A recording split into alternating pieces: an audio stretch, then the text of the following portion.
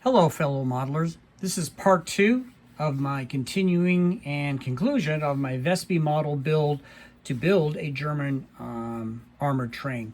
If you remember my first video, I was wondering what engine that this was made to fit. Okay, I couldn't figure it out. But after reading more about the German armored trains, and Wespe's actually done a very good job of adding the appropriate detail to the kits, I figured that what they did is they modeled it after the engines that were actually used, and those happen to be BR57s. And if you put it on here like this, and you put the tender on like that, they're almost perfect matches. So that is the engine that it was designed to fit. Okay, I added an extension here, so ignore that. But the problem is that you'd have to remove all this gearing here, the piston and all the gearing, and on the tender you'd have to remove the body, the top, and so you just have the motor and the body and the bottom frame, and all of that is solid metal, and you'd have to cut it off, and you'd lose about 4 ounces of weight. And so the problem Wespe made is, yeah, they did a great job on lengthwise, but widthwise it needs really to be about another 5 millimeters or so wider in order to fit over the body of it, just like it would have in the real life. So I would not go down this road. I think it's a red herring. Don't bother doing that. Okay, it's a waste of time. For the engine, for the body though, just so you know, between here and here, you have about 4.5 inches. So that's something to play with. So you can put any engine in here. Heck, it could be a diesel switcher, just as long as it, it fits about the length and it fits in there. And if, whatever. But, so that's how much room you have to play with, and that's what I would recommend doing. Now, one thing I looked on before was, I was thinking, all right, maybe somebody makes a little larger scale that would actually fit over the existing engines.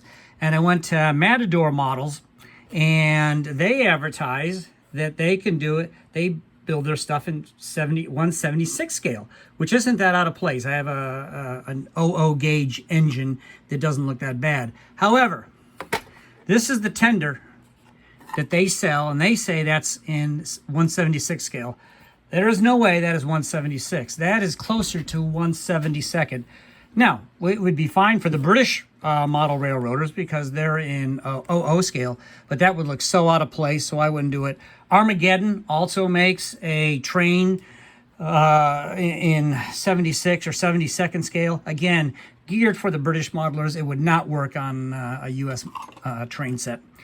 The last thing I want to just mention, so those are, as I said, those are 2 red herrings. Don't go down it. Just use the Wespe and find an engine that fits in about a 4.5 inch length, maybe a little longer. I don't know if you remember last time in my other video, I talked about the trucks. And this was the best truck I found. It was a different color. Well, comes to find out, these same truck came in a little bag that was part of Artmaster models. And for the life of me, I cannot find out who actually makes these. It's a shame.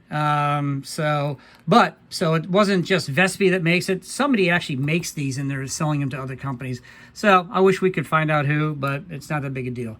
So that's all I wanted to show you on this aspect of the train build. This is just a really quick, I wanted to show you the power of the magnets so you don't have to worry about them. Our layout has a 2.5% grade. Probably most don't have it. But anyway, so I grabbed this car and I can pull the entire train that way.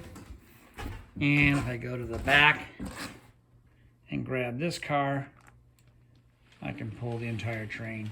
So just to put you at ease, if you use the magnets, there is no way your train's going to come uncoupled. So enjoy. Rounding the bend is my BP42.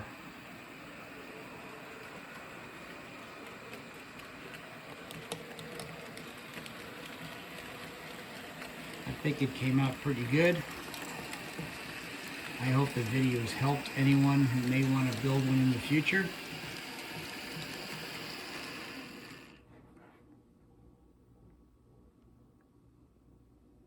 And I'm going going to say Wespe did a nice job with the details.